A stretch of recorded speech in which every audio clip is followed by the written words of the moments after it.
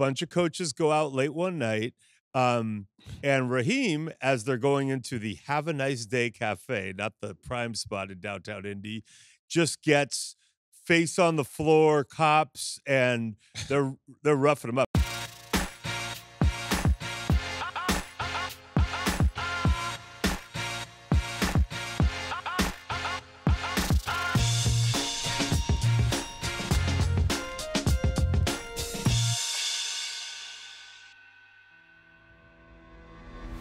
What's going on? This is Keyshawn, and we got another episode of All Facts and No Breaks. Before we get going, I want to remind you all out there to follow All Facts Pod on all social media or wherever you get your podcasts for that matter. Don't forget to subscribe to YouTube because we do need to hit 100,000. It's 100K that we need to hit before the Super Bowl with your subscription. So please, I beg you, sign up and let's get it done. We got a great show today. Joining us, my son Keyshawn and myself, is one of the best in the business. Longtime NFL reporter and award-winning journalist. I was a journalist once upon a time, too. Wrote a couple books. And so did Mike Silver, who joins us. What's up, Mike? Key! How you doing? I'm so happy to be here. All facts, no breaks. Did you ever think you and I would be sitting like civilized in chairs doing a podcast? We didn't even know that. Well, we've always been civilized. Yeah, we've been highly civilized. Yeah. So, but think about it. 20 years ago, 25 years ago, I didn't even know anything about a pod, anything. Was there, like, when was the first podcast introduced to the world? Yeah, it was definitely after our time. And you know what else didn't exist when we used to hang out? Cell phone cameras. And yeah, cell phone cameras didn't exist. Cameras did, but it wasn't the backside of the cell phone camera. You had to actually turn the phone toward the individual to take the picture. But it wasn't you couldn't sneak a picture from a distance and zoom in. So the world has changed. Just old head 100%. talk. No, it's not old head talk, Sean. It's just we're just going back in time, so to speak, and talk about things. So tell me, man, a little bit about this book that you wrote, The Why is Everything. Well, there is a group of coaches, and you know this from all the years you spent.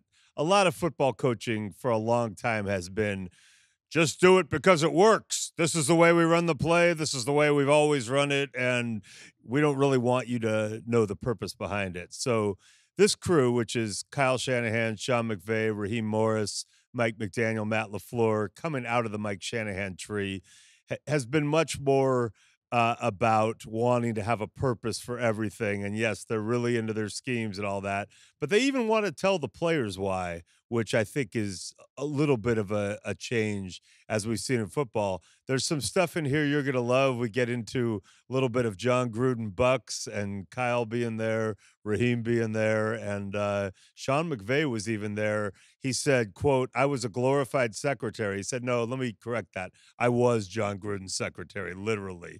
I would run out and get his food for him. Yeah, he was Sean was certainly just a little peon running around doing summer camp.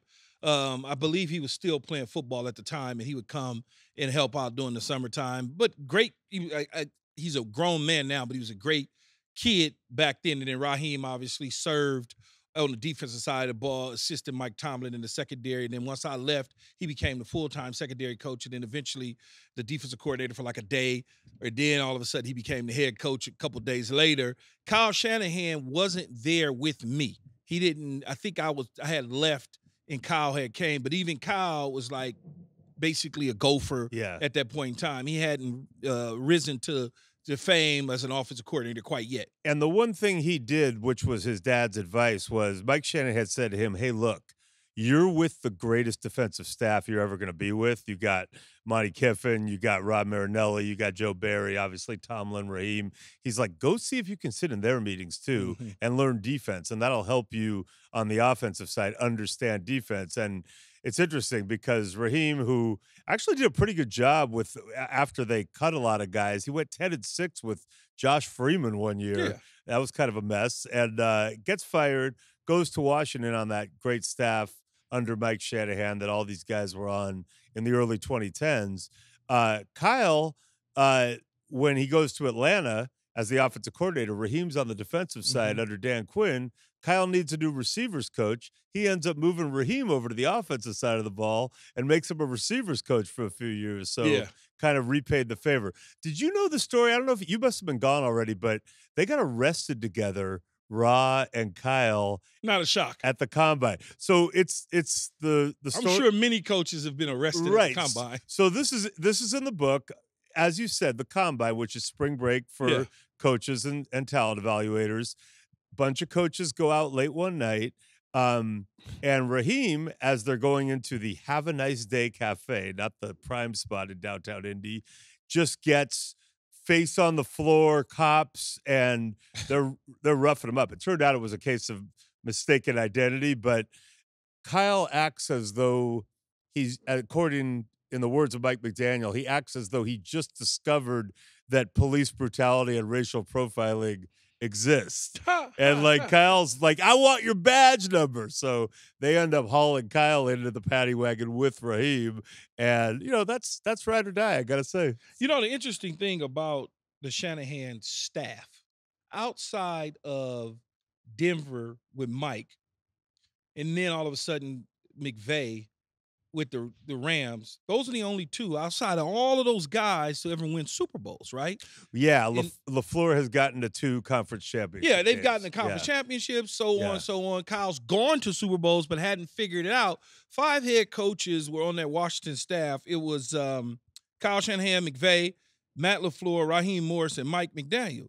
But none of them, outside of McVay, has won a Super Bowl. Why is that? And how would you rank these coaches? Well, partly it's because they all, even though they were all on that staff, it was Washington and it was Dan Snyder and it was dysfunction junction. So that didn't end well. Then Kyle went to Cleveland. That was also that was when Ray Farmer was texting down and saying, put Johnny Manziel in the game.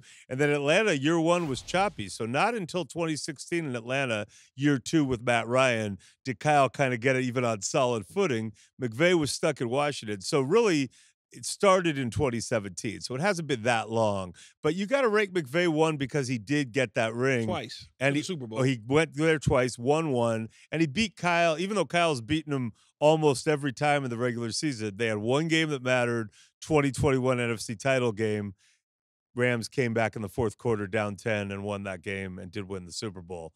Kyle is, from the Falcon Patriot game to the 2 49er Chiefs games, been close, but hasn't got Which one of those coaches you like, Keyshawn? I like Sean McVay the most. He's the youngest coach. I feel like he's the most recent coach in terms of winning the Super Bowl, and I feel like, their offense is high-powered, so I like him the most. Yeah, it seems like Kyle Shanahan along with McVay seem to get the most out of whatever they have. Yeah. Right? I mean, it's like McVay probably has more personnel changes, I think, than Kyle Shanahan in San Francisco, but they both get the most out of it. Mike, why do you think Kyle Shanahan in some circles is misunderstood about who he is and how he approaches things? Well, I don't think he tried very hard to conceal his strong sense of self. And like you and I have a strong sense of self, but we also, I think, can be mindful of that and go to great lengths to try to show people like, hey, we're confident, but we're down to earth when we need to be. Yeah. I don't think Kyle cared. I think he was like, my dad was a great coach. I have a lot of answers.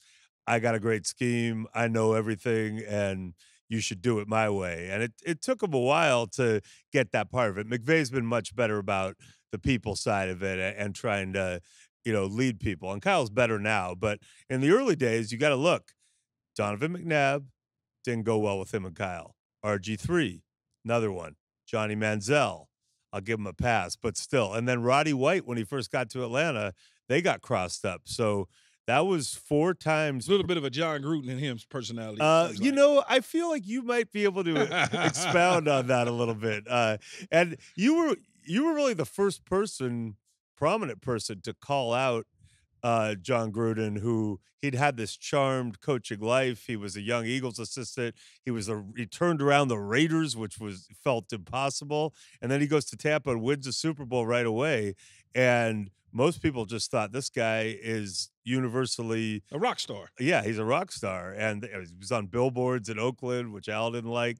I think when you and he had your falling out, it kind of was an eye-opener to people like, whoa, it might not all be perfect. You know, I don't know if I don't know if people got that right. They looked at it, and it's the receiver from the West Coast with the board shorts, t-shirts, flip flops, black man going at a white coach. He's got to be the problem. He's got to be the problem. So for that period of time, as far as I was concerned, that was always a stain on who I was as a person. Like, you know me, Bill Parcells knows me, Yeah. Bill Belichick knows, like John Fox, all them. They like, please. I don't think people got the story. It didn't really hit till the Las Vegas Raider thing happened with him, and all the emails and stuff came out, and everybody was like, well, maybe Keyshawn, and I never accused him of being a bigot or a racist, just his behavior and how he went about doing things. To me, he was like a used car salesman. He was a phony baloney, would do anything to, garner the attention or anything like that. That's the way I always saw him.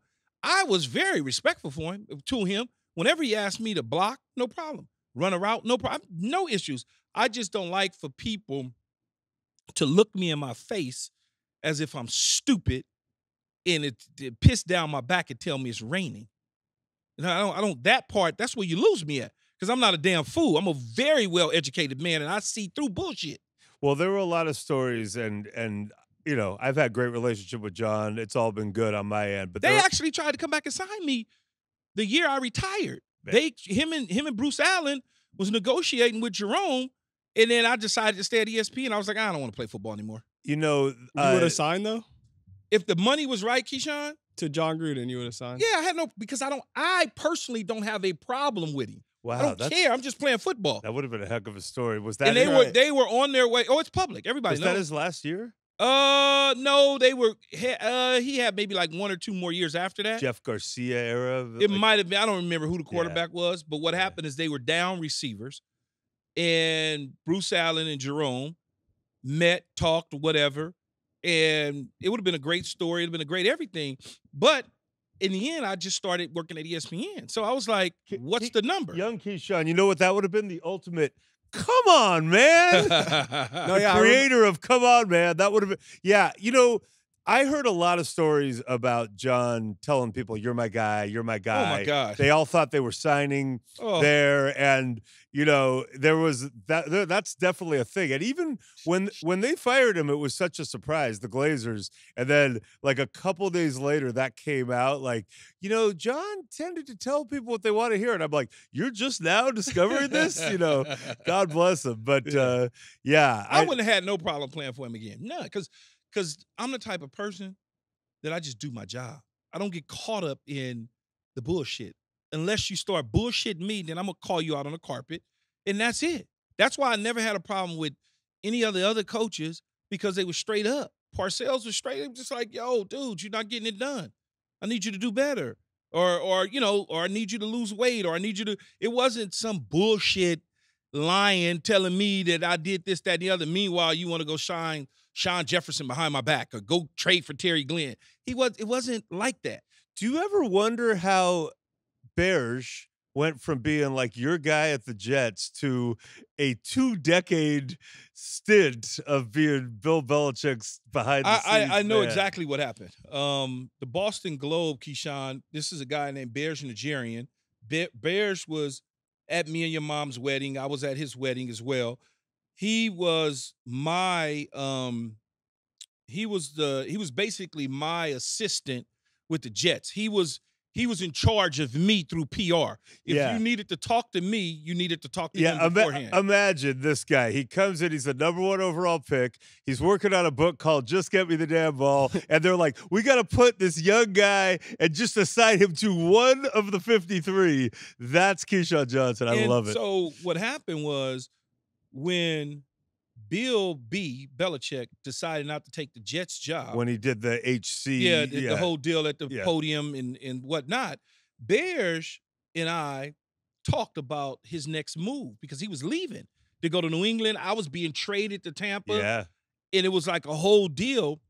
And Belichick talked to me and asked me, about Berge and what I thought. I was like, man, he's cool. He helped me out with the media in terms of understanding the New York media versus, LA media versus San Francisco. It was just one of those deals where I learned for 4 years under Bears how to deal with you guys, Yeah. right? And so Belichick had a really horrible experience In Cleveland, in yeah. Cleveland as Yeah. well as in New York, just dealing with the media. Yeah. And so he brought Bears along with him.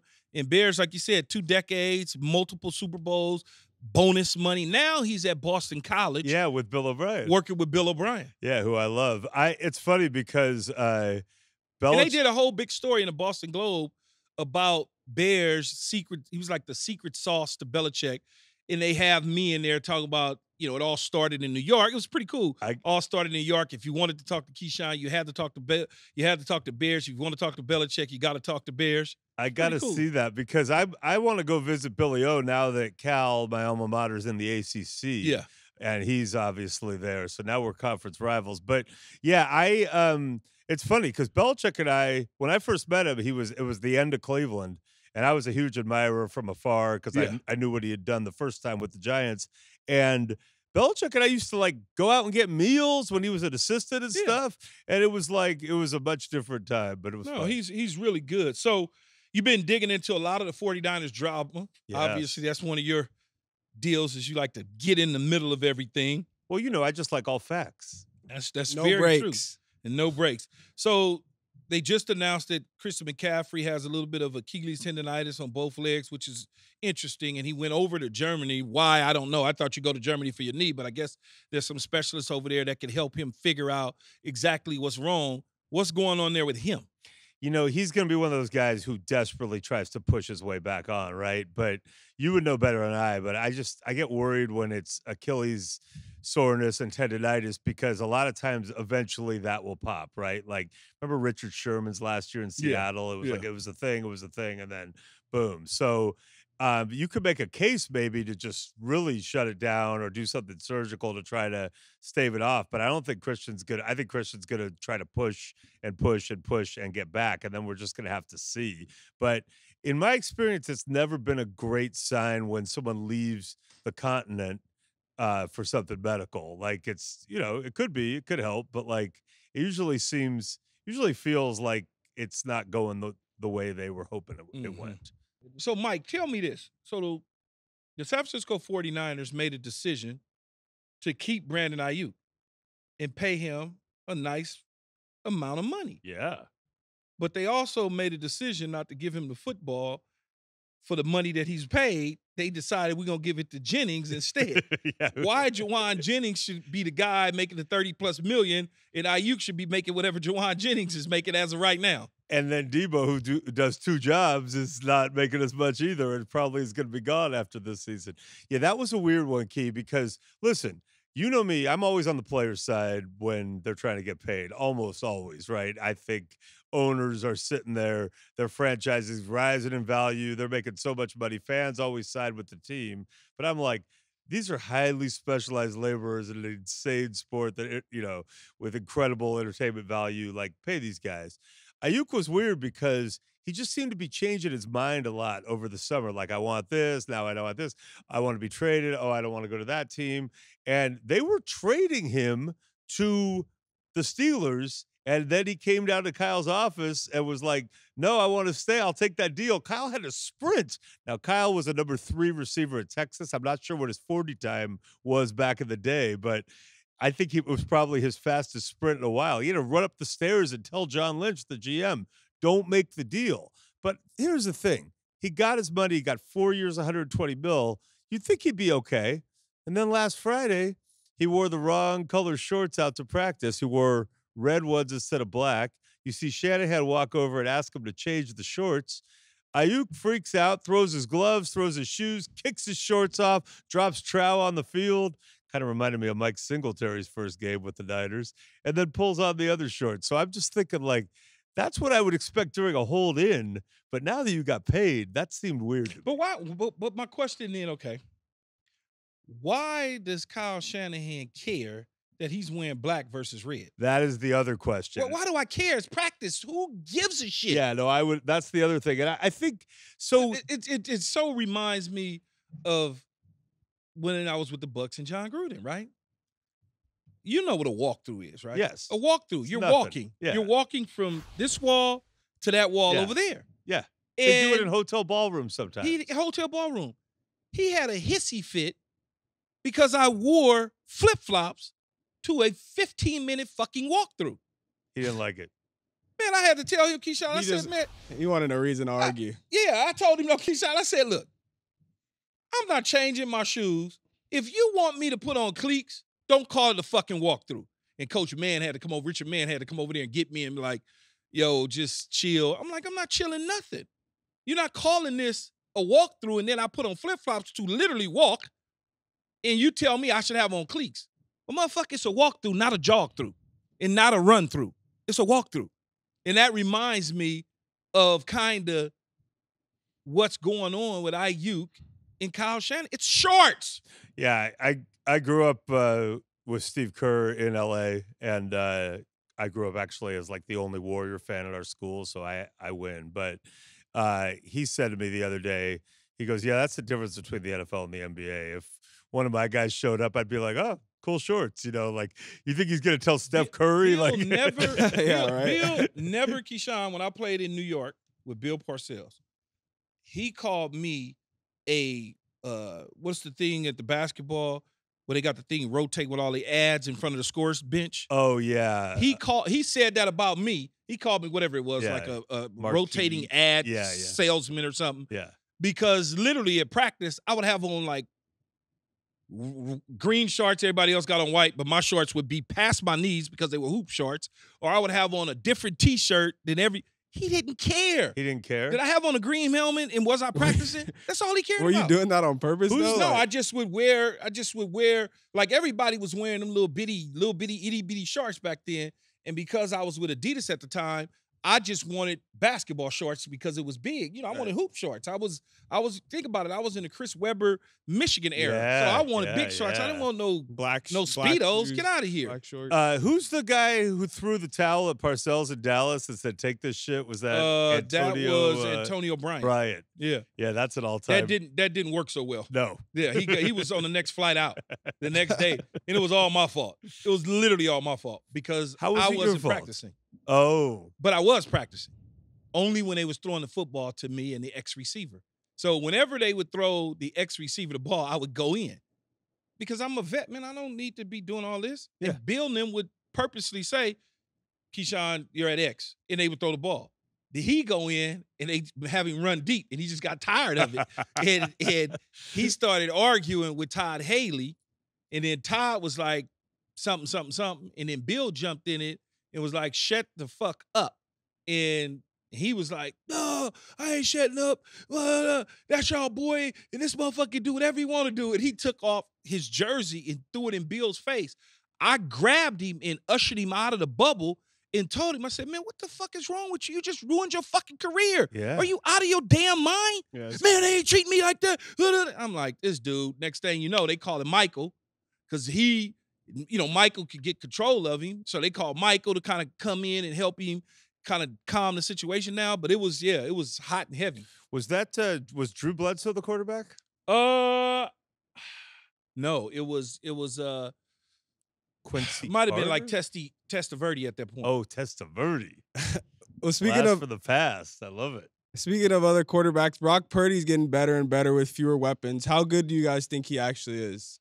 I actually think he's great. Like, I think, it's hard for people to get over draft status. So sometimes a guy goes 1 overall and they're like, oh, yeah, cool, I get it. Like, but sometimes, Trey Lance went 3 overall and it's hard and they traded 3 1s. It's hard for people to let go of that. And it's also hard for people they fucked that up though. Yeah, but it's also hard for people to see a guy who went 262 and be like, he's really good. See, I don't think that's the problem.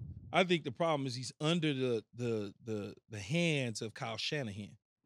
And nobody can get over Kyle Shanahan going to the Super Bowl with Jimmy Garoppolo. Yeah, well, I think this guy, But I think he's good. Yeah. I think Purdy's good. Yeah. Temperament-wise, he's, he looks like a kid who's going to class at Iowa State with the backpack on and the Well, at least he looks like he's going to Iowa State while Bryce Young looks like he's on his way to junior high with the backpack on. Did you see that? Did you see that clip? Yeah, he's Yeah, that's look sad. crazy. Have you seen that clip, Mike? No. There's a clip where doing training camp, Bryce Young, I don't know if he's coming or going, but he's walking and he's got this backpack on. And short. he literally looked like he's in the 8th grade. Like his mom put the lunch in there, and And everybody, you know, the social media world, they just oh, killing the poor guy. you know, is it now okay to say that they made the wrong pick and they should have took C.J. Stroud? I was saying that last year. People were like, it's too early. It's way too early to say. Oh, look, we got the clip right here. Yeah. Oh, That's so messed up. it's too big of a backpack. Orientation. Yeah, it's a big backpack, but that's messed up that they put that out there like this, doing training camp, to make him look Imagine bad. if like Cam Newton came back to visit that day and the two of them were walking, like Cam, who is a giant. He's And- huge. Yeah, he's huge. He's so huge. Yeah. So anyway, but I do think Purdy has the right temperament. Like he is, you know, he's got enough of that. Nobody believed in me. Yeah. You know, I'm going to Yeah. show you. So what's the number? Of money. Yeah. What's he getting next offseason? God, I think he's going to have a great year. So 60. I mean, So you think that they're going to pay him $60 million and make him the highest paid quarterback in the National Football I League? think they would. He may do one of those weird things where it's like, You gave me an opportunity and a chance. I'm going to be a team friendly Yeah. guy. So the NFC West race is wide open right now. The Seahawks obviously lost that game to Detroit last night. The Niners are sitting at number 2 at 2-2. I don't really the Rams and the Cardinals. People go to those games to basically watch the opponents play right about now. Are they still in the hunt? Are they still one of the top teams in the 49ers? conference? We're going to see. You know, they had pretty good injury luck the last 2 years. This year, they do not. They have a lot of older guys and guys who played a lot, and the Ram game was just a terrible loss. They just blew that game. Their special teams are atrocious. See, now, Key, when I came in covering the 49ers in the late 80s, early 90s, literally their attitude on special teams was like, we're so good on offense and defense, we don't care if we suck on special teams. We got Joe Montana, we got Ronnie Lott, like whatever. So I think my whole career, because of that, I haven't really thought special teams are as important as they probably are. But you played for Parcells, you know, who really cares about them.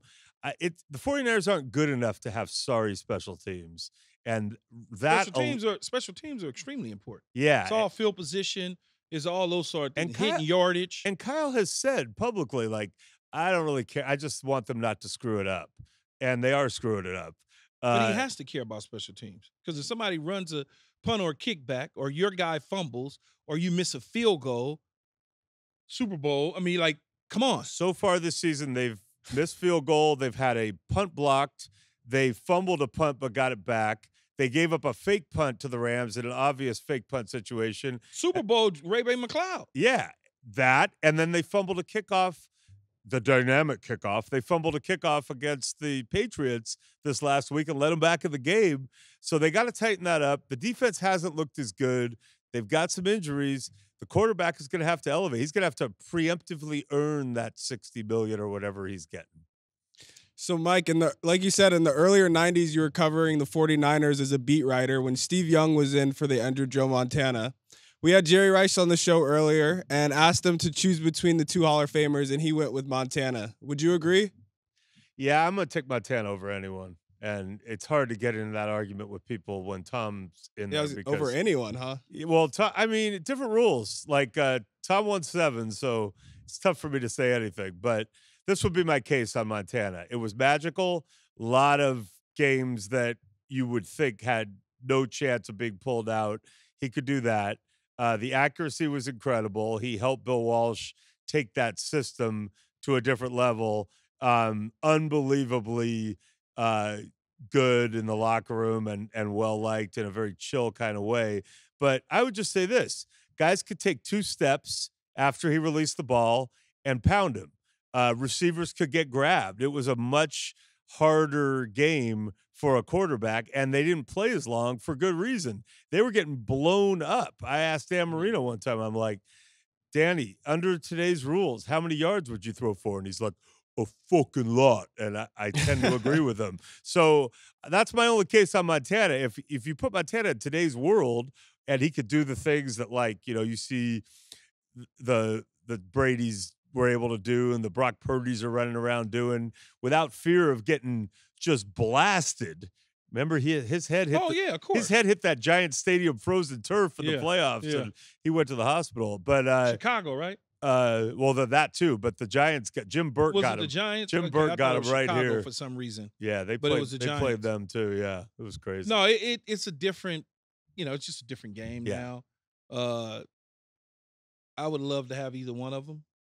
Jerry Rice is. I tell Jerry all the time, I say, man, be quiet, man. You died and went to heaven. Yeah, I know. You had Joe Montana, Steve Young, Oh, nice Steve Bono for however many games you needed. John Taylor on the other side. John Taylor on the other side. Yeah. Then you leave and go to the Raiders and get Rich Gannon. Yeah. In his MVP year, right? In his MVP year. Because of Jerry, like, I get it. You the GOAT. You the greatest to ever do it in a long time.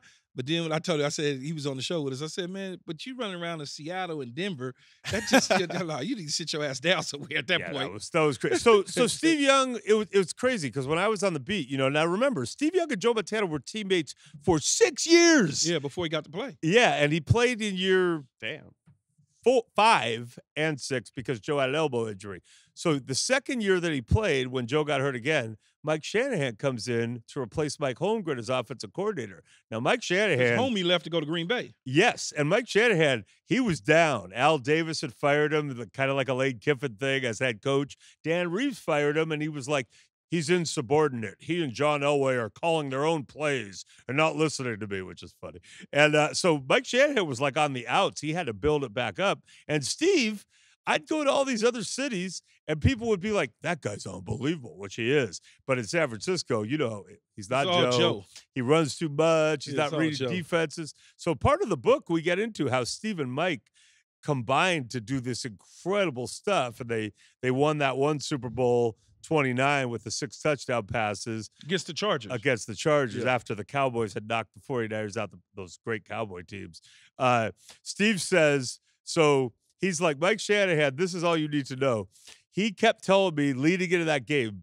Now, the record for most touchdowns in a Super Bowl at that time was 5 by Montana against the Broncos. And Mike Shanahan kept saying, we're going to throw 8. You're going to throw 8 touchdown passes. And Steve's like, yeah, right, but cool. So he throws 6. Now they take him out. There's like midway through the fourth quarter. Steve goes and picks up the phone. Remember the old, Yeah. And Mike's up there, and Mike goes, and Steve says, Mike, congratulations. And Mike goes, what the hell are you doing? You got to get back in there. You got to throw 2 more. And Steve's like, George took me out. And Mike's like, no, you got to throw 8. That is hilarious. No, so longtime sports writer you've been for Sports Illustrated, NFL, Yahoo, GQ, Rolling Stone. I got to ask, who's the most interesting athlete that you've interviewed before? Man, stop that shit. Me. I'm not. Okay, X out you. You're not even in the conversation. Well, I'll tell you one thing. Like, I'd be like, we'd be hanging out and like celebrities would come by. And that wasn't because of me. They would just be like, oh, hey, what's up? Yeah, I did do a book with Dennis Rodman and went on some benders with him in the Sports Illustrated days. And that's cool. Like Keyshawn, he was very secure about being open and letting it out. He kind of worried that people were going to think he was weird. And then wait a minute, you said like Keyshawn being open to what? I mean, you trusted me. You were like, oh, that type of open. I was like, wait, wait a minute. You were like, I'm going to be.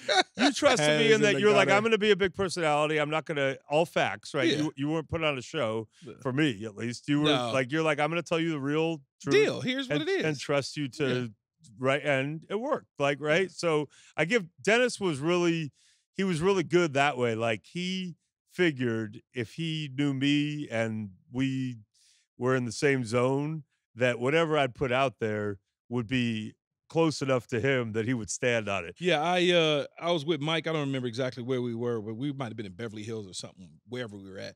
And Mike and I were having dinner, lunch, something. And I remember a friend of mine who was a celebrity in their own right came up, and Silver didn't know, anything about our friendship. Mike saw him and damn near hit the floor. Yeah, and You're like, and, oh, and then there's another. So there's this dinner. You took me to Mr. Chow's with your agent Jerome Stanley and a couple of people, and it was like the heart, just the heart of LA awesomeness, and we're having a great meal. And over a few tables is Stevie Wonder. Yeah. And Jerome Stanley, your agent, was freaking out. And finally I just go, Jerome, you're acting like it's one of the Beatles or Michael Jackson or something. And he didn't like that. He was like, Stevie Wonder is the Beatles. He is Michael Jackson. And he was getting loud, and I'm sitting there freaking out because I'm like, doesn't Stevie have supersonic hearing, and I wrote this whole column about it, and I needed a last line, and I'm like, what's my last line? And I came up with it. Songs in the Life of Key. So who's your Mount Rushmore of NFL coaches, if you had to give one? I'm going Walsh. Got to go Belichick. I think, it's hard for me on the older ones because I just don't know for sure. They say Paul Brown, right? He invented a lot of stuff. And then it's a great conversation after that. A lot of people are giving Andy Reid now that stuff. I could only stick to what I have seen with my own eyes. Yeah. You put Parcells in there? I would go Belichick, Shula. Oh, Shula. Yeah, Shula. Shula, Belichick, Bill, and Andy. You're not going Walsh? I mean, you might be a little young. No. Okay. I remember every Super Bowl from Cincinnati and Kenny Anderson and Anthony Munoz all the way to the Chargers in George Seifert. Okay. Yeah. Okay. I remember that. Jerry Rice on the post. I remember all that. Shula's got to be on. The reason I think I give Bill Parcells a one-up on Walsh. Steve Walsh. Oh God, Bill Walsh is he beat them. He beat them. Yeah, but Walsh beat him too. Yeah, but to get to the Super Bowl, he beat them in the NFC Championship game. No, it was the wild card. Was it the wild card? One was a wild card. One was the divisional round. Okay, wild card, but he beat them to get there. You know who we and on top of that, he took two different teams to a Super Bowl. Yeah, the Parcells could definitely turn around a team. He turned it around. You know who we're not talking about? He won the Super Bowl with 3 different quarterbacks. Joe Gibbs had a run there that was pretty damn good. Running that Zampese offense. He had Doug. He had Heisman. Yep. And Rippon. Yeah. Those were his 3, and Rippon. And Rippon, yeah. See that? I like Joe Gibbs, man. Walsh, Shula, Belichick. Andy Reid's making a very persuasive case. Andy right Reid, you could get like 2 or 3 more. Andy Reid is legit. Andy Reid is legit. And no, I don't want to hear anything about Patrick Mahomes. They identified him to make him the quarterback. Yeah, they looked at him and said, "You're better than Alex Smith. We love you, Alex. Goodbye." I'll tell you this. That should be Kyle Shanahan's, role model, because for all those years, Andy was like, he's really good. He wins, but he can't get that Super Bowl. He can't get it. You had the game with Donovan where they, were going slow at the end against the New Patriots. Yeah. And they helped us. And then he got his quarterback.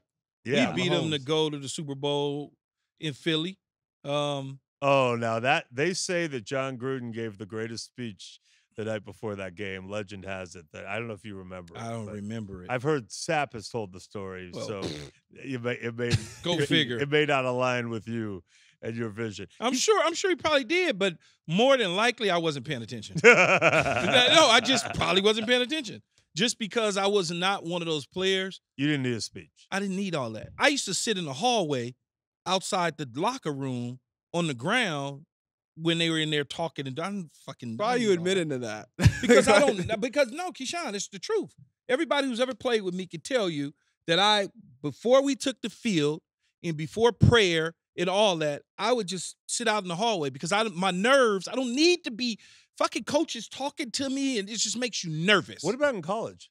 In college, I probably was off in the bathroom or something.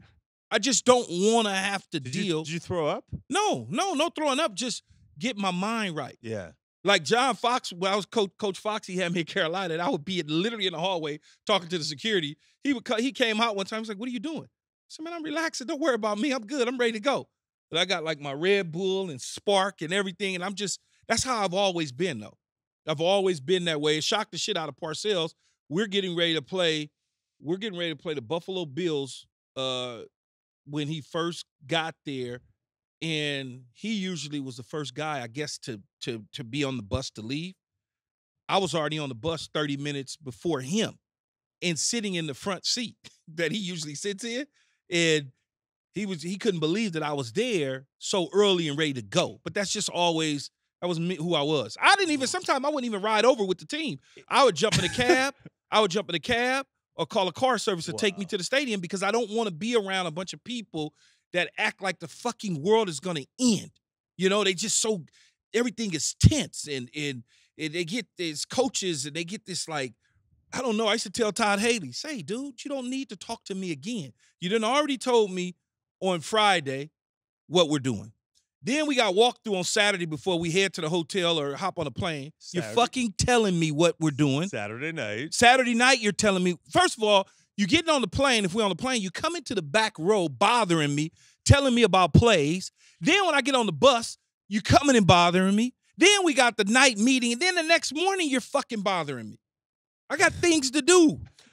What's crazy is like it varies so much how different players are before games. And I get it. Like what you guys do is a mindset that, you know, people like me couldn't relate to that intense physical combat, among other things. But like some dudes, like you look right through me. I know you, and you like 20 minutes before a game, I don't even exist. And then some dudes would be like Tony Gonzalez right before a game would be like, "Silver, what's up, man? How's the family?" Like it just don't need to talk to you. I'll talk to you after the game. Yeah, don't need to talk to you. Yeah, and I'm fine with that. Yeah, that's just the way. Well, you guys have to go. You had to go to a place, you know, and then the game was over.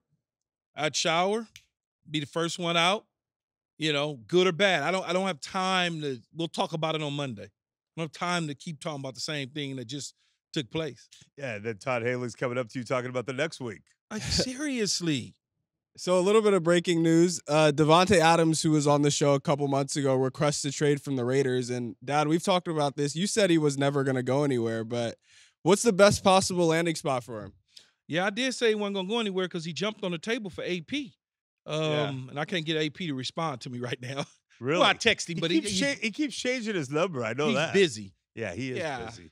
He's busy or whatnot. Is AP like, it's one of the great comeback stories. He was at ASU.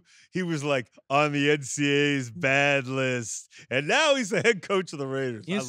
I love NC2A bad list before they put in the NIL. Completely forgot about that, Yeah. He was doing NIL before it was put in. Yeah, everybody was doing NIL except Cal. I was going to say, I wish we'd been more progressive on that. Yeah, Cal only wants to talk about the books. But I would say I didn't think he was going anywhere. But when you have a player like this who, in my opinion, probably is going to be a future Hall of Famer, not getting the opportunities and the team is struggling, emotions take over. And whether AP was talking about Davante Adams a week or so ago when he was caught by many cameras just sitting on the bench, and AP talked about business decisions, if he was talking about him or not, I certainly feel the pain of leaving Aaron Rodgers, the car, and then all of a sudden you got like all these quarterbacks that probably are backups with any other team. Yeah. And yeah, I get it. And I think he goes to the Jets. That would be amazing. And I got to tell you, if he wants to accelerate the process, I'm just going to give him a little advice. Maybe wear the wrong color shorts out to practice, and then if they make you change them, start throwing your gloves. But he doesn't need to, because if the reports are true, Mike, that he asked for a trade. I think he's going to get traded. You're going to trade him. Yeah. No coach in front office executive wants a player in the locker room that doesn't want to be there, that's under contract. Different than somebody saying, I want to be traded, that is negotiating a contract and can't get the deal done and says, I want to be traded. Difference. Players, think about it. You've been covering this stuff a long time. Players that are under contract on a team that says, man, I need to get the fuck out of here. They move you, They whether cha- it's they changed basketball the or rule football. for you, right? They changed the rule after you, if I recall, because didn't they shut you down? Well, they shut me down, but they still had to pay me. Yeah, but they made you inactive every They made week. me inactive for the entire I- season. And they changed rest of the season. After that, they changed the rule and said you can't do that. You either have to suspend him for conduct but detrimental. but there was no conduct detrimental, so they couldn't suspend me. No, I didn't do anything. It wouldn't have worked. But for some reason, they. But even to this day, if it happened now, I did nothing. Yeah. Everybody thinks that I got suspended. I'm like, no, I've never. No, why would they suspend? I didn't do anything. Yeah, no, you just didn't want to I just didn't want to be there, and I Yeah. put my house on the market to sell, and people was like, "Oh shit, it's week 2. He already selling his house." Yes, because I'm not fucking coming back, no matter what they do. The, And Ra- it's fu- the Raiders said all they wanted though was like a second rounder and like some peanuts. You think that's kind of disrespectful? no, because I he's think- 30. He'll be 32 years old. He makes a ton of money. He makes a ton of money. Mm-hmm. A second round pick is like a first round pick in today's world. Right. So you get a highest pick you could possibly get. And if I'm the Kansas City Chiefs, I might offer a 1, but I don't see him trade him in the division. Yeah. If I'm the Jets, I'm looking at doing it. If I'm Pittsburgh, I'm looking at doing it. Those are the 3 or so teams that make a lot of sense to Would me. the Cowboys do it? I think the money is too deep. What if the 49ers were like, hey, you can have Brandon Ayuk at his red shorts and we'll take Devontae? But why would they just pay Brandon I don't Ayuk? think They they wouldn't would. do that. I'm just That'd be Yeah. disrespectful, huh? I'm just messing around. But I do think, there's something to be said for, receivers are different and people always fixate on it. And, receivers, they're divas or they like, there's something about what the mentality required to do that job. First of all, you require you depend on 11 people to do their job for you to get the football. You're Right. isolated out on an island. Right. And many people that are probably listening or watching the show right now say, what the hell is he talking about? 11 people. There's only 11 people on the field. Yes. You remove the receiver out the way. That 11th person becomes a coordinator. Oh. So if the coordinator ain't calling it up right, the quarterback ain't delivering it right, the line ain't blocking, the other receiver's not lifting the coverage, the backs aren't picking up the blitz, my quarterback is on his back, I'm fucked. yeah. And you got me out there all by myself out on an island trying to figure out how to get open. And if you're using me as a cardboard cutout in lane 3 at a fucking grocery store just standing there like this, that's never going to work for a wide receiver. Everybody say, well, look at what happened, Keyshawn, to Tyreek Hill last night. He had a little, emotional situation on the sideline. Well, first of all, this year's been pretty wild for him. Whether Yeah. it was his house burning down, whether the cops pulling police, him out the yeah. car, whatever. Then he loses his quarterback that just got paid. Yeah. So it's been a little bit of a deal. So I said, I'm going to teach him how to scream at McDaniel. If he wants to scream, I'm going to teach him because he was doing it all wrong. He was yelling at him from the backside. You got to get in front of him to the open ear side so he can hear what you said. I said, I'll teach him. If you want to get the Show him the attention, clip of you. I'll show him. Well, he don't want to see that clip because that clip was getting ready to turn into something wild. But yes, that is correct. That is correct. I'm just glad that we didn't have social media back in the day because, you would tell me stuff and I would write it and it would be thought out. But like, I can't even imagine you if you just got emotional and just decided to. But I'm not a social media guy, though. Yeah, that's true. I'm not a push send. Yeah. That's just not my, Yeah, you were more you know, thoughtful. I don't have time to be arguing with some fucking idiot. It's a waste of time on somebody's social media calling me names or saying something derogatory. I need to do that. I less. leave that up to my son. Oh, you don't know what you're talking about. You're the worst player ever. I'll leave it up to Keyshawn. So in some sad news, NFL Hall of Famer Dikembe Mutombo died yesterday from cancer. I mean, NBA, What did I say? NFL. NBA, I'm sorry. But he died of brain cancer at age 58. And then also Pete Rose died at age 83. Did you ever write about them, Mike? I did not write about Pete Rose. I grew up watching him just be a maniac, and then he got into the whole gambling thing, and there was that. Dikembe Mutombo, was part of that Georgetown. Georgetown kind of made college hoops a little cooler for a while with John Thompson coaching, and that run they had. But I got compared a lot to Dikembe Mutombo because it is Blacktober, which you go back to social media, the most wonderful time of the year. My attitude on Twitter and social media is I'll make a show out of blocking people because I think it's funny and I'm entertaining myself. So when I would do that, people would always, put up the Mutombo figure wagon, like, no, no, no. And, he had that incredible voice. But no, I did not get to spend much time with or any time with Dikembe Mutombo. And it's too bad because he's sounded like an incredible human Yeah, being. I only saw him play basketball in person. I don't know him, never really met him. Pete Rose, I met him, and I used to watch him because I played baseball growing up. So he was one of the guys. Were you an outfielder? I was everywhere. As I grew, they started shifting my position. I started off catching. Whoa. And then I started growing. Then I go to third base. Then all of a sudden I was in the field, but I also threw, a pitch. I decided to play football because I'm like, couldn't hit a curveball, basically. Right? I mean, it was one of those situations. It was like, you might want to pick another sport. Yeah, right. Even though many people thought that baseball was going to be the path. So I would wake up on Saturday mornings, and there was Johnny Bench and This Week in Baseball and George Foster and it was like, it was great. Joe Morgan, somebody who I knew, late Joe Morgan, knew him very well. And those were the guys at the Big Red Machine growing up. They were really good at the time. And I would go to Dodger games and watch the Reds play against the Dodgers. And, so I kind of have a little bit of a background, so to speak, and know a little bit about Charlie Hustle and some of the things that he accomplished in his career. Now, I don't off the field, whatever. Yeah, y'all figure that out. But I'm talking about just on the field, the type of baseball player that he was.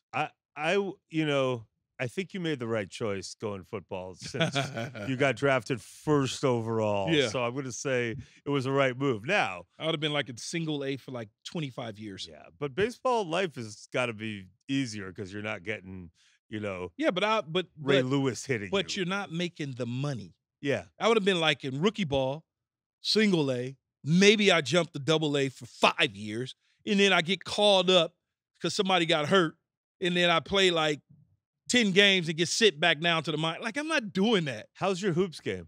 Hoops game used to be good. Don't let him lie to you. It was good. It was solid. I bet it was all right. Yeah, it was fine. Solid. Yeah. Pepperdine-ish. Okay, there you go. That's fair. Did you guys see what happened with Shador and Cam Newton? I did not. I did because your producer prepped me and I had to do some research. So basically, Cam Newton recently went on his podcast saying Shador doesn't have a defining win. And then he proceeded to meet up with Shador at the game and kind of gave him like the cold shoulder. We have a clip right here. That ain't Bryce Young. That's a tall guy. Who gave who the cold shoulder? Shador kind of, just walked away from. You see that? And Cam chasing him down? It seems like it. Damn. So who do you think is in the wrong here? Do you think Shador kind of like standing on business, really just keeping to himself, or you think Cam talking on the podcast is a little too much? One, I probably wouldn't have approached him if I'm Cam Newton because he's getting prepared for a game. He's out there throwing around with his headsets on. And two, if I'm Shador, man, I'm not listening to what no fucking Cam Newton talking about. I'm on my mission to accomplish something for my school. I don't get caught up in Cam, a great player, MVP, but don't get caught up in what people do. Yeah, on the other hand, like Shador, I think he's going to be a great pro, and I love Prime, and I think a lot of people misunderstand what's going on with that whole thing. It's a really cool thing they got going. But I also want Shador to be like, it's Cam Newton. It's a former MVP. Like, people say stuff. Yeah. But I just want him to be like a little more like, yeah. But that's why I say if I'm Shador, Mike, I'm not paying attention to what Keyshawn and Mike Silver's talking about. I'm not listening to you. Yeah, I 100% agree on that. Whatever. Everybody got an opinion. Now, I would also say this. What about that video of Cam and those kids trying to fight Cam? Remember that? That's 707. That happens all the time. I remember that. It happens at 707. Yeah, they used to do that to him. They used to try to do that to me when I was coaching 707. Like, how does it go? Teddy Bridgewater, all of you were talking crazy to him. I remember because that. you get these young kids and their coaches. The coaches aren't trying to beat the kids. They're trying to beat you. It's all fun, though. That's who they try. They're trying to beat Keyshawn. They're trying to beat Cam. Is it all That's fun? who they're trying to beat. They want to show that they are smarter than you. They should have played on Sundays, and they're trying to beat you. So they don't care about the kids. They care about beating you. So what kind of stuff would happen to you when you? They just would talk shit, but I got a whole crew with me, so I didn't even really. Like, what would they say? Just, I don't know. What would they say? Like turn the speed, like just like just Talk, banter. Just talk, banter. Yeah, 7-on-7 stuff. So But do you 7-on-7 think stuff. Cam took it the wrong way? Is that what happened? No, he defended himself. The dude, I think, walked up on him or something. Yeah, I know. Like Yeah, when you walk up Cam on was me, just like, I'm rich, right? yeah, That's- and so it I became. mean, I a whole felt like thing. I had never felt so old watching that video because I was like, man, I'm not a fighter, but I want to jump in for Cam there. Like, come on, Yeah, man. I think Cam might have handled his own, if I could remember correctly. He's I Cam. think he's like, okay. I mean, like, we've seen Cam in person. Cam is not small. Like, No. dudes No. would like dudes trying to tackle Cam on the read option back in the day. Like, that's talk about business decision. I go low. But it's just like it's 707 football is like AAU basketball. Yeah. My youngest son plays AAU basketball right now, and he plays on several different teams. And one of the teams that he played on, I had to remove him from because he had just joined the team, and he wanted to play for this team because the team is good or whatever. He's 12 years old. He's playing with like 15-year-olds Oh, who boy. claim they're 12. Yeah, right. And the coach is playing them more minutes. And so my son got mad. I'm like, man, come on, man. Come over here. Because the coach is trying to win the tournament. Right. He ain't trying to develop you. Right. He trying to win with 15-year-olds claiming they 12. That's American. Dude culture. just drove here. Yeah, right. Okay? He's 6', He literally the drove- video He sent shaved. was He had to crazy. shave at halftime. Yes. So Yeah. stop. His wife is like in the stands watching. It's All crazy. I know that from youth soccer. I'd be like, man, that dude definitely shaved at halftime. Like, there's no doubt. And it's like 7-on-7, same thing. These Yeah. guys are trying to win as if they getting ready to go get the Florida State job or something. It must be so hard because I know as a sports parent, and my kids, my kids were good in a relative sense, but like not good like what you would say because you were the number one pick of the draft. But like, I know just knowing the level of competition and knowing you guys, how I would watch parents acting like this is, the most important thing ever. And I'd be like, come on, you guys. Like, I cover Super Bowls. This is not that. But I can't imagine you who actually played on that level processing some of the parents. No, I just tell them, say, you do realize you're 5'8" and your wife is 5'6". Yes. Probably not going to happen. Just want you to know, probably not going to happen. Well, back to Shedeur. Do you guys think that he's a genuine number one draft pick, number one pick? Number one pick overall or just think a he first could- round pick? No, first pick overall.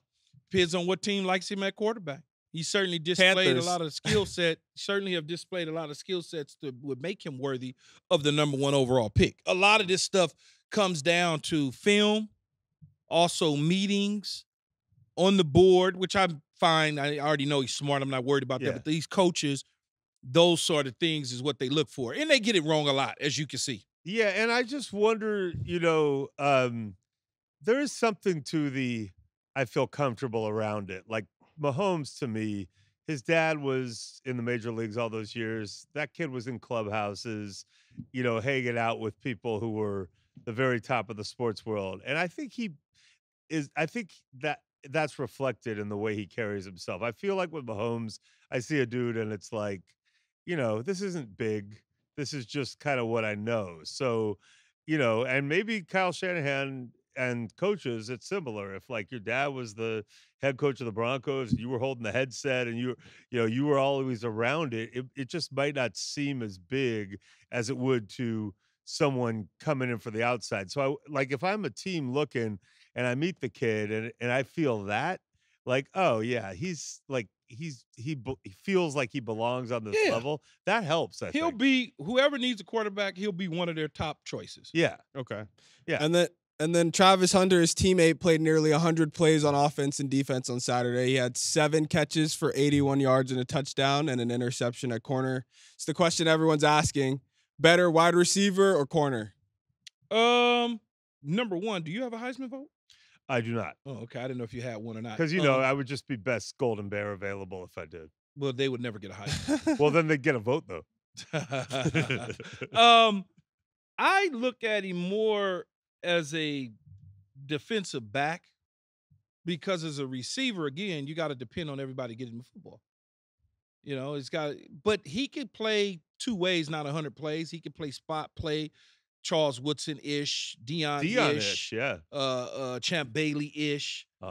He could do some of the Troy Brown-ish, a couple plays here and there, but not 100 plays. And I think his money is going to be made on the defensive side of the ball. I'll never forget one New Year's Day. I'd spent the night on a bus, a party bus with Dennis Rodman and friends, and we parked outside a riverboat casino in Illinois because we've been in Chicago.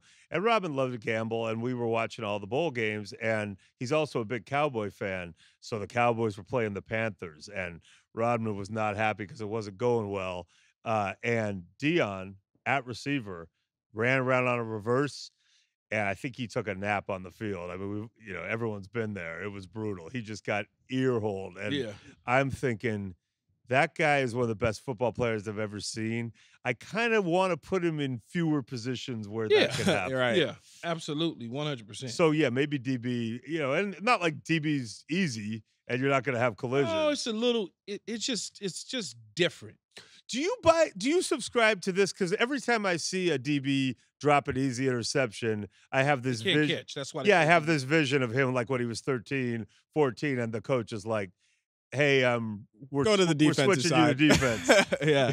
Yeah, a lot of it is that, but there are receivers that wind up playing defense and their hands are fine. Yeah, Richard Sherman. Yeah, he wasn't good at receivers. No, but So he wind up becoming potentially a future Hall Hey, of Famer hey, at the Pete- defensive back. Pete Carroll was like, I played against that guy in college. I saw, or my team did. I saw him. I think, you know what? I think I bet he'd be a good NFL corner. You think? They almost beat him too, Stanford, right? No, they did beat him. They Yeah, beat they did. That was when Stanford was ranked good. number 2. Oh, they did, yeah. USC was ranked number 2, and they were favored by 52 Yeah. points or something like that. Stanford was sorry when Richard was a receiver Yeah. because as a Cal guy, I was Yeah. like, yeah, I'm not worried about this guy. But then by the time he was a DB, they were really good. Yeah, Cal's been sorry for a long time. Again, thanks, Mike, for joining us, though. Keyshawn, I can confront my alma mater's frailties. No Rose Bowl in my lifetime. Incredible school. We love it. But if and when we ever have that dream magical season, maybe never, but if it ever happens, just think how What's much. the best bowl game they've ever been to? They were in 1990. Citrus Bowl. Yeah, they killed Clemson in the Citrus Bowl, and that was like Chester McGlockton, Levon Kirkland, Yeah. really good team. That's that what was- that's what I was like at Cal. Russell, Yes, Triggs, yes, Dawkins, Sean Dawkins, right? Pulowski was a quarterback. Pulowski was a quarterback. a Yeah, tough I remember guy. that. Yeah, they were really good, and that was they finished top 10. Almost beat Washington. Would have gone to the Rose Bowl if they beat Washington at home. Had a shot to the end zone, down 7. So it was a really good year. But yeah, we would have gone to the Rose Bowl in 04, but there was some BCS bullshit. That was Aaron Rodgers and Marshawn, among others, JJ Arrington. So it's possible someday that we will have that dream thing. And if it ever happens, just think I just don't how understand. happy I I'll just don't be. understand why Cal can't. Bozeman had the basketball right. Yes. They've had a couple of years though. Yeah, but in Like- football, they just never. I mean, they hiring dudes like Keith Gilbertson. I mean, like That come was on. a terrible hire. You hired Keith Gilbertson because Snyder. You wanted somebody. I get It was a horrific hire. Mooch was there. Mooch for, was only there a year. He was only there a year, right? Tom Holmoe had a Did they have rough- any good years with Tom Holmoe. He was a 49er defensive back. He was a kind of a Walsh system disciple. He got that job. They kept him for 5 years, and now he's the BYU athletic director. Much better athletic director than Oh, I head don't coach. remember him. Yeah, it was. Well, that's because during those 5 years, they won about, I don't know, 22 Because I think games. Gilby was the coach the 2 years that I played against Cal. Yeah, that was. 61-0 at the Coliseum, and then whatever it was. Thanks for bringing that up. I appreciate it. Whatever it was Yeah, it was good. at Berkeley. Sonny Dykes went to a national championship after he Yes, left Sonny Cal. Dykes was fired from Cal and then took TCU to the national But he was championship. fired from Cal because y'all didn't want to pay him. No, he was fired from Cal because there was no one in the stands because on like 4th and inches, we'd be like in the shotgun running inside screens. And we just couldn't. And our defense was so bad. And we had Jared Goff, the number 1 pick in the Right. entire draft. I don't. Another number 1 pick Crazy. of the draft, and we were not good. That's so crazy though to think about it. The late what's the Washington State coach's name? Mike Leach. Oh, Mike. The late Leach. Mike Leach. I went to the Rose Bowl game and they were playing UCLA. It was Mm. like 1st and 1. They threw it 4 straight times. Oh, yeah. What Oh, the yeah. fuck are you doing? That's Yeah. what they were doing. I mean, Real air listen, raid. sometimes I'm a traditionalist. Just line up in the eye and run the ball. Well, Super Bowl 49, hand the ball to my guy from East Oakland Yeah. and let him get his 2 feet. Yes. And you have another ring. What are you doing? What are you doing? Oh well. Keyshawn.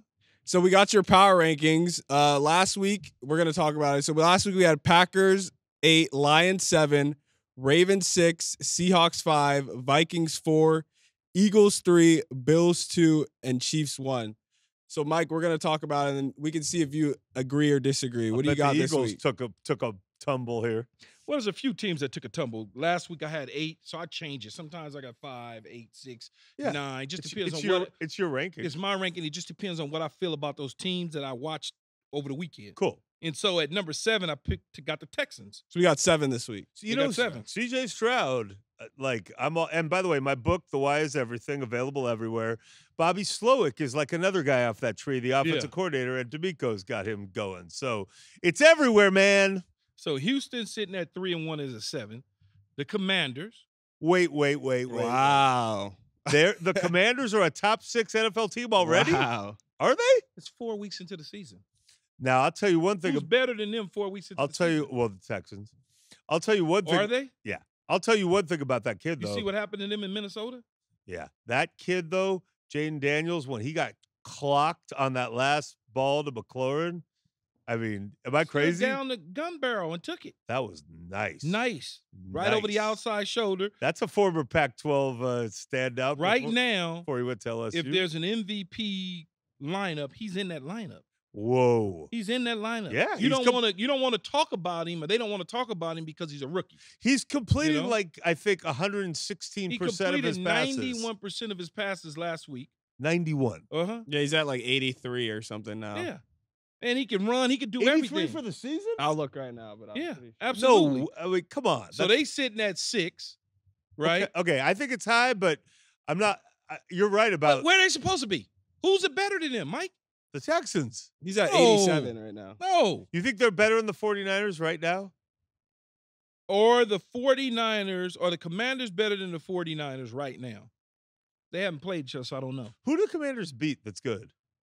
Oh God, I would have to look at the schedule. I feel like they didn't beat anyone good yet. No, they but we'd did. have They to beat look. somebody. They just Oh, beat okay. somebody. Did they? Yeah, they beat somebody. Okay. But I would have to look at the The schedule. Browns. No, I'm saying Raiders? they beat somebody that was good. It was a good team, solid team. Oh, Okay. the Ravens. The Oh. Bengals. Oh, the The Bengals. Yeah, Bengals. that's a good win. That's good a win. good win. They beat Yeah, the that was, Bengals. LSU, Yeah, Jaden it and was the Burrow. Bengals. Yeah. Um, Yeah, it's a good win. Bucks sitting at 5. Yeah, I like the, you know, And the Tampa Bay Buccaneers were not in my rankings a week ago. yeah, I agree on both. I think I'm a little slow on the Bucks, but they're a Yeah, pretty they're a good little, team. little slow. And if the Commanders wasn't 6, I would have them higher if they weren't so young at certain positions. Mhm. Because I'm waiting to see if they kind of get full of themselves. But they sitting at 6. The Bucks are at 5. Sometimes a team's young and doesn't know better, and that could be good, right? Yep. And I got the Lions at 4. We Yeah. watched them up close in person. They Regardless to what happened with the Tampa Bay Bucks in them, yeah.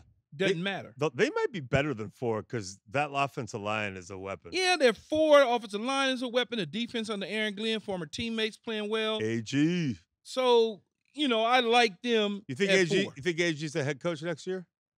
Well, if they can duplicate a season like they had a year ago, then yes. Yeah, he should be. And I guess the interviews went great. Like, yeah, but it yeah. takes you a cycle. yeah. You He know? also is a race that is traditionally Yeah, but as a has black to win. coach, it takes a cycle. yeah, it does. Not all of a sudden I'm Brandon Staley, I coach for 1 year and I get a fucking job. Correct. In fact, it took Raheem Morris, I think, 400 years to get a second job. Exactly. Though he was one of the best assistants in the league. Exactly. So, Yes. we all know that they have some issues at trying to identify people of color as good head coaches. So we'll hopefully There's a lawsuit about that.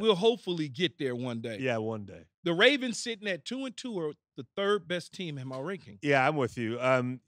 Isn't it crazy that a couple years ago, like in theory, Lamar, someone could have signed him for 2 1s to a free agent deal. They could have matched or just tried to force a trade. Like, look, we're going to sign him for 2 1s. We'll give you this. He was there for the taking. I don't understand. Like, he's so special to me. But some coaches, and I said this a couple years ago when he was holding out and I was trying to get people to really understand. Yeah. Some coaches don't like that style. They just don't. Yeah. You're like, what the fuck? Two-time MVP, AFC champ. What the fuck do you mean they don't I like was that gonna style? see. I like the style on the scoreboard when he plays. Some coaches don't like that style. Is it control? No, it's just they don't know how to coach that. Old school, maybe. That dynamic playmaking ability. Yeah. They want Carson Wentz tall in the pocket, could hit his back foot and let it rip. They looking for that.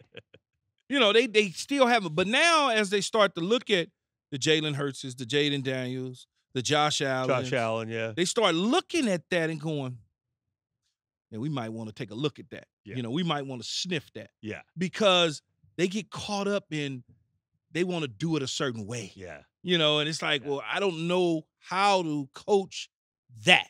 I do think the coaches in my book, The Why Is Everything, are really good about, like, if you go to the RG3 year, they took their whole offense and changed it and ran it out of the pistol. I think they're pretty good about. Yeah, and got him hurt. Well, I think they're pretty good about saying, I'll change my system to see what I got, right? Yeah, Like, but even though you change it, you can't master it because it's not in your wheelhouse. Yeah. That's one of the reasons they went out, the Ravens went out and got Todd Monken to be able to say, you know what, we know we got the running game down packed because of Greg Roman. Now we're going to add an element of the passing game with Todd Monken coming from Georgia. and those tight ends. And the tight ends. Yeah. And so we're going to add that to the – so Harbaugh was smart enough to realize and recognize that. You know what I'm Yeah. saying? And that's the way it is. So sitting at number 2, the undefeated Minnesota Vikings with an MVP candidate in Sam Darnold. You got to put them too. Yeah, because they're two. They beat the 49ers. They beat the Packers.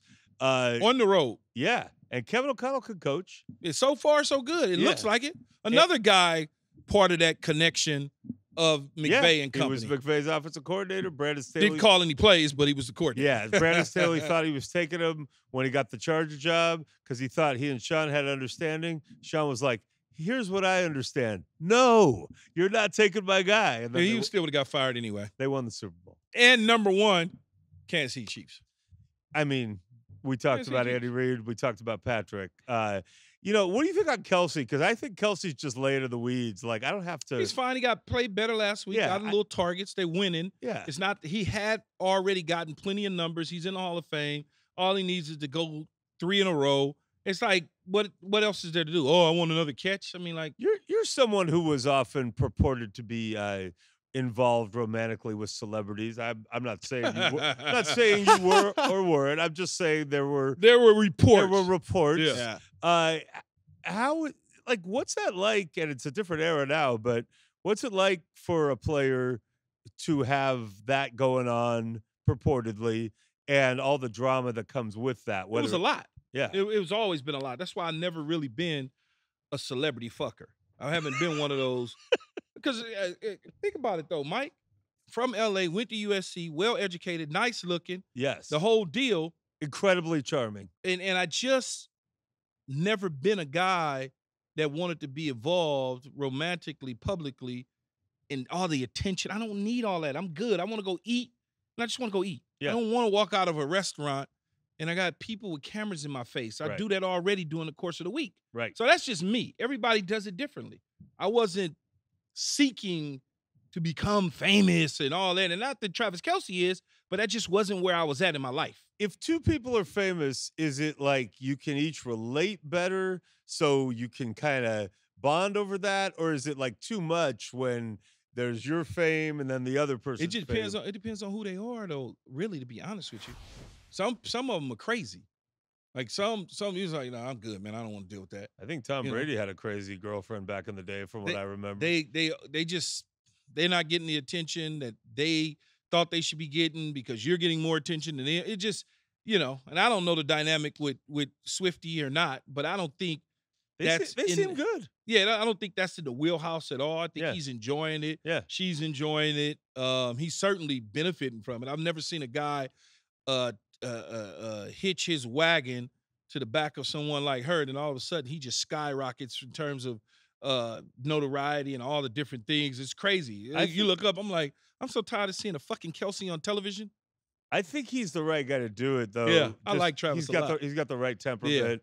He can make fun of himself, and I feel like yeah, I could not handle that. I couldn't handle just all It's a lot though, the circus. because you deal, not only are you dealing with that individual, you're dealing with all of the bullshit behind that Yeah, individual. yeah. The makeup artist and the hairstylist and the wardrobe person and The the tour agent and manager. the tour this and the that Yeah. and the manager and the manager's cousin who's now the second manager of the, it's just, you're dealing with too much. It will drive you crazy. I like how the NFL at first like didn't get it. They thought they were like so much bigger than Taylor Swift, and they were mad like she's taking our attention. And then they realized like, oh, Let's They lean embraced into it. it. They yeah, started- we better lean in. Like this is pretty big. I think that's it, Key. I think it's Yeah. a wrap. Mike, thank you for coming. Appreciate it so much. Thank Yes. you guys for having me. Oh yeah. I love being down here. This is a beautiful, beautiful place. And when Cal has our dream season, I'm gonna invite you guys to Berkeley for the party. It's gonna be Yeah, the best that'll- party ever. Oh, yeah. We'll Berkeley walk parties. around. We'll work around naked and high on some light poles or something. But hey, that's a wrap for That's today's how show. we do sometimes. Thanks when we win. again to Mike Silver for joining us today. The Why is Everything, a story of football, rivalry, and revolution. There's a hyphen that threw you off. And we're out now. Okay. I'm like the dude that just reads, right? What's the guy in the movie? He just reads. Anchorman. Yeah. Anchorman. Yeah, there we go. Remember to follow us on All Facts Pod and social media. Ron Burgundy. Ron Burgundy, that's it. All social media and on our podcast feeds, and subscribe to YouTube. Until then, thanks a lot for joining in. Go Trojans. No!